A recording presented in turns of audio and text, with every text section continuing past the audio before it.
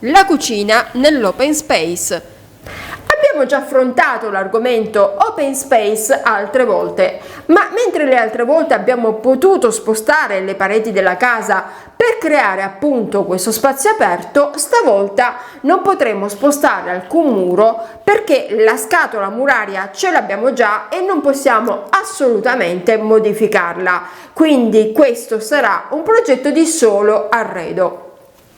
Come già saprete, in un open space sono presenti nello stesso spazio sia il soggiorno che la cucina. Abbiamo diviso in due questo progetto e stavolta parleremo della cucina, mentre nel prossimo video ci occuperemo del soggiorno. Questo è l'ingresso alla casa. Ecco l'open space che dobbiamo arredare. Si tratta di una casa di cui è già stato realizzato il rustico. Il proprietario ci ha incaricato di finirla, cioè di scegliere i pavimenti, i rivestimenti e disporre gli arredi. La casa è disposta su 3 livelli. Qui ci troviamo al piano terra. Questa scala porta al piano superiore e da qui si scende nel seminterrato. Questa è l'intera pianta del piano terra e questo è l'open space di cui stiamo parlando. In questo video lavoreremo in questo spazio perché inseriremo solo la cucina ed è su questa parete che sono stati già previsti gli attacchi. Ecco la parete su cui porremo la cucina. Qui c'è una finestra abbastanza grande, ma manca ancora il cassonetto per la tapparella che ridurrà questo foro. Attenzione a questa che è la porta del ripostiglio. Vedremo che questa porta del ripostiglio ci darà un po' di problemi. Se avete bisogno di un progetto per la vostra casa, potete inviare pianta e foto attraverso il nostro sito architettodigitale.it. Ad ogni modo, proviamo per ora a mettere una cucina basica, cioè una cucina lineare, giusto per capire come muoverci. Comincio da qui con la prima base, con il piano di lavoro, il piano cottura, altro piano, lavello sotto la finestra e qui vedo che mi devo fermare perché devo lasciare libero il passaggio per accedere alla porta del ripostiglio. E purtroppo noto subito che questa porta mi crea un po' di fastidio perché vorrei riempire con la cucina tutta la parete fino all'angolo. Se sposto la porta però riesco a coprire tutta la parete.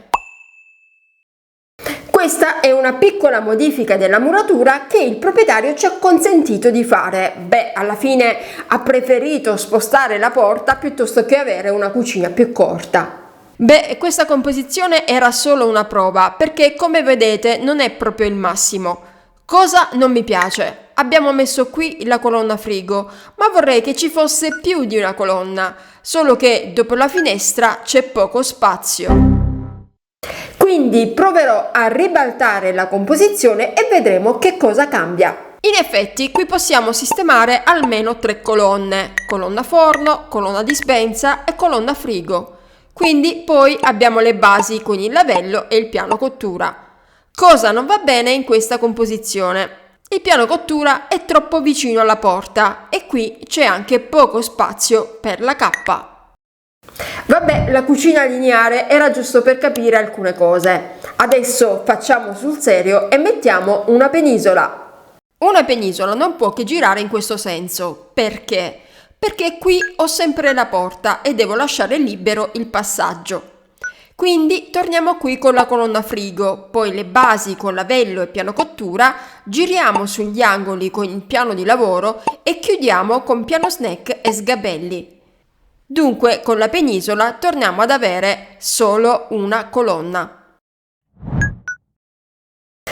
In sostanza stiamo capendo che la porta messa accanto alla cucina ci limita tanto, ma dobbiamo farci i conti perché non possiamo certamente eliminarla.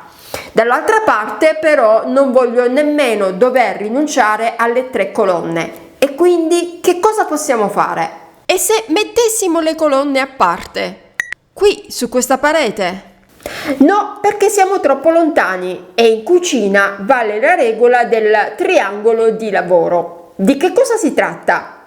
Il triangolo di lavoro in cucina si riferisce alle 3 funzioni: cucinare, lavare e conservare. Una cucina funzionale ed efficiente riduce lo spreco di tempo ed energia nell'andare avanti e indietro tra gli spazi di lavaggio, cottura e conservazione e favorisce il movimento anche quando ci sono più persone a lavorare contemporaneamente. Il triangolo congiunge le linee tra frigorifero, lavello e piano cottura. In una cucina comoda e funzionale, questi lati hanno una misura compresa tra 1,20 m e 2,70 m. In questa disposizione la distanza tra frigo e piano cottura è di 2,53 m, ma tra i due elettrodomestici c'è il piano snack che fa da ostacolo, allunga troppo il tragitto e lo rende difficoltoso. Ecco, direi che dobbiamo archiviare decisamente l'idea di avere le colonne separate dal resto. Sapete cosa c'è? Proviamo a mettere un'isola. Ho capito che se voglio le 3 colonne devo tornare a questa composizione, ma siccome il piano cottura qui è troppo vicino alla porta, farò un'isola di fronte al lavello e su questa sposterò la cottura. Ora, vedete che questo spazio vuoto accanto al mobile non è proprio fantastico. Allora allungo questa parete e creo una nicchia. Nella nicchia sistemerò un'altra colonna. Sposto di poco le colonne sulla parete e le faccio più alte. Per finire chiudo in alto con un controsoffitto che abbasso di più sulla porta e per isolare un po' l'ambiente dal resto dell'open space realizzo un muretto a tutta altezza. Questa è la composizione alla fine.